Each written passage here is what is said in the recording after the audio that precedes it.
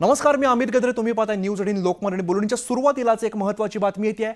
दादरमधील हनुमान मंदिराबाहेर राडा झाल्याचं पाहायला मिळालंय.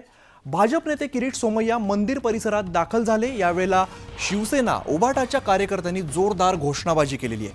यावेळेला काही काळ तणावाचं वातावरण निर्माण झालेलं होतं.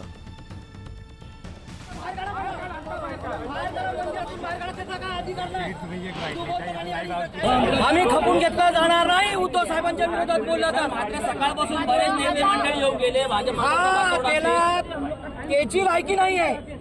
त्याच्यासाठी तो काय बोलला ना, उद्धव साहेबांबद्दल बोलला म्हणून आम्ही त्याला विरोध करतोय. आता तो उद्धव साहेबांबद्दल बोलला, तुमच्या मीडियामध्येच बोललाय. तो काय बोलला तुम्हाला माहिती असेल. त्याबद्दल आम्ही त्याला विरोधच करणार. त्याला आला असता मंदिरात दर्शन घेऊन आम्हाला काय वाद नव्हता.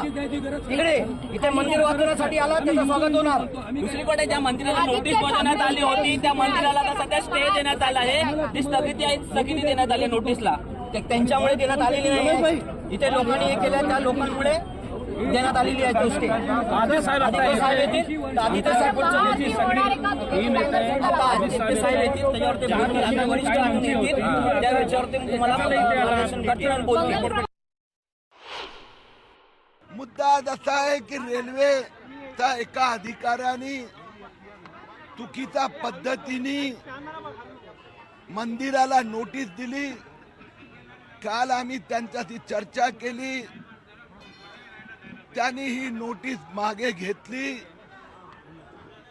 परंतु याच्यावरून ज्याने हनुमान चालीसा म्हणणाऱ्यांना जेलमध्ये टाकलं, ज्याने विधानसभा निवडणुकीत ते साफ झाले, ते आता पुन्हा हनुमानजीच्या शरणी येत आहेत.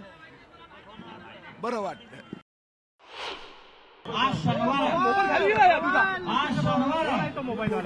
आज हनुमानाचा दिवस आहे आणि आज आपण घोषणा देतोय, जय बजरंगबली तोडजो गद्दार मुखी नली. आणि ती नळी तोडण्याचं काम हनुमानाच्या आशीर्वादानं आपलं आदित्य साहेबांनी केलेलं आहे. हिंदुत्व कितना ढोंगी है, ढोंग रचाने वाले लोग हैं.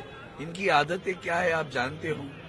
हमने आदरणीय उद्धव जी साहब बार बार कहते रहते थे, हमने भाजपा को छोड़ा है, हिंदुत्व नहीं छोड़ा. हमारे हिंदुत्व में क्या है, तो मुंह में राम है और हाथ को काम है. तो वही बात है. यहाँ हमारा हिंदुओं का मंदिर है, उस और घृणा नहीं करते हम किसी की. पहली बात, नफरत पैदा करने हमारा काम नहीं है. तो हनुमान जी के मंदिर को अगर रेल की कोई अधिकारी जाकर नोटिस लगा दी इसको तोड़ना है, 80 साल पुराना मंदिर, मुझे कमाल लग रही है. 20 साल पुराने घरों को यहाँ मंजूरी मिलती है. राज्य की सरकार ने दिया ना 20 साल पूरा 2000 वाले, तो फिर ये मंदिर को हाथ लगाने की हिम्मत कैसे हुई.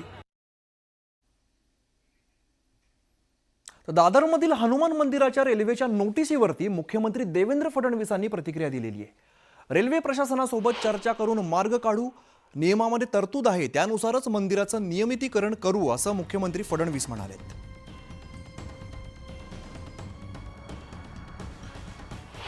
माननीय न्यायालयाने मागच्या काळामध्ये निर्णय देऊन मंदिरांच्या कॅटेगरी केलेल्या आहेत आणि जुनी मंदिरं जी आहेत ती त्या कॅटेगरीप्रमाणे नियमित करता येतात.